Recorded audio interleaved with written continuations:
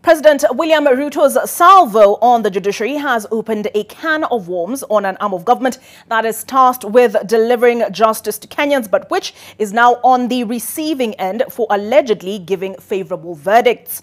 The accusations by the president are not supported by concrete evidence, but his deputy, Gachagua, claims he has evidence against a judge and will present it before the Judicial Service Commission on Thursday, as I mentioned at the very start, 2:15 p.m.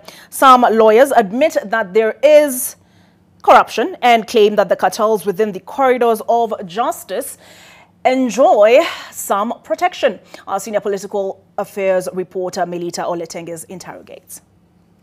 President William Ruto's attacks on the judiciary have been the hallmark of his speeches lately, declaring he is relentless on his mission to ensure the judiciary is sanitized.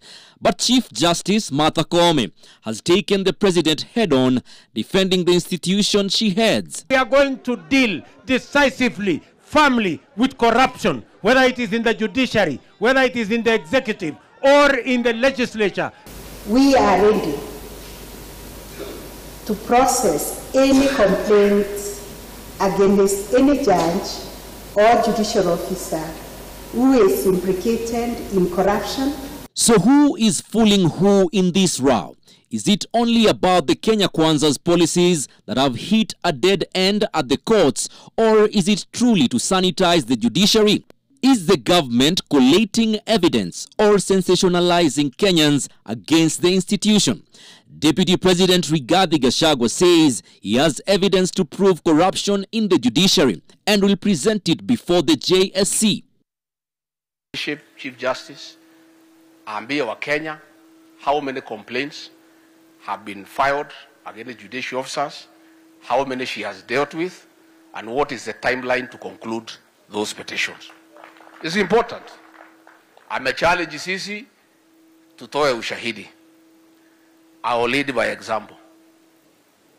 On Thursday, this coming week, at 2:15, I'll personally present a petition before Lady Chief Justice Martha Koome. The judiciary has been dragged into the murky waters of politics, but is the institution without blemish?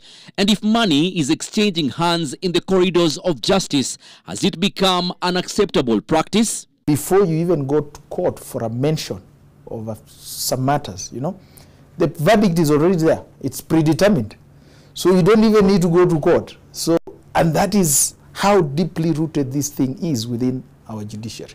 We've had a lot of complaints against magistrates and judicial officers with regards to their conduct, unethical conduct, and this is an ongoing,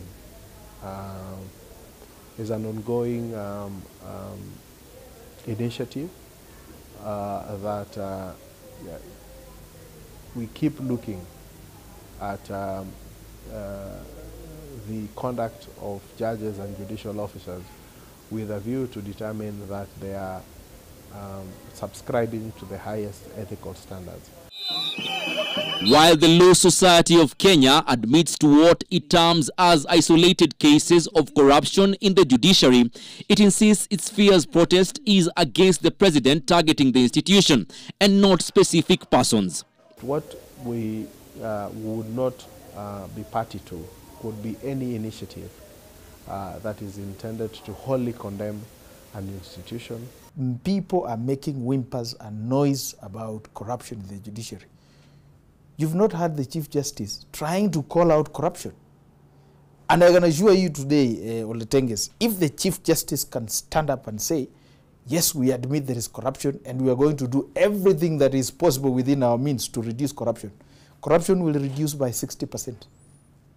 But to date, the Chief Justice, she appears to be very oblivious of what's happening. She's living in a world where probably deliberately or she's not aware of what is happening. Lack of tangible evidence to prove the accusations by the president and even lawyers who have raised the red flag over alleged rot in the judiciary not only stands in the way of justice if the allegations are true, but also makes the president's words just that, words. A good case is that case of Chitembwe. there had to be overwhelming evidence collected by someone over a long period of time. Now, who will get access to collect that kind of evidence if you don't have the resources, if you don't have the manpower? It becomes very difficult. So, much as the channels are there, the laws are there, unfortunately, the people who are supposed to make these systems work, they are the ones who have turned around. They are distorting the system. The Law Society of Kenya has also come under fire for staging protests against President William Ruto. Kuna uchaguzi ya LSK inafanyika very soon. Tutasafisha hiyo nyumba kwa sababu kuna uchafu. Tutachagua wale watasimama na agenda yako. Wale walifanya maandamano hatuwajui. The police, National Police Service, is always less for being corruption. The legislature, the presidency, the executive is always less for being corrupt. And nobody comes up and says that their independence and how they're supposed to work is being interfered with. But when it comes to judiciary, that's when we hear of these noises that the judiciary, its independence is at risk. The pertinent question remains whether the Judicial Service Commission is mitigating corruption in the judiciary, and is there some leniency and complacency in punishing corrupt officers within the judiciary. The law of the land is supreme, so they say.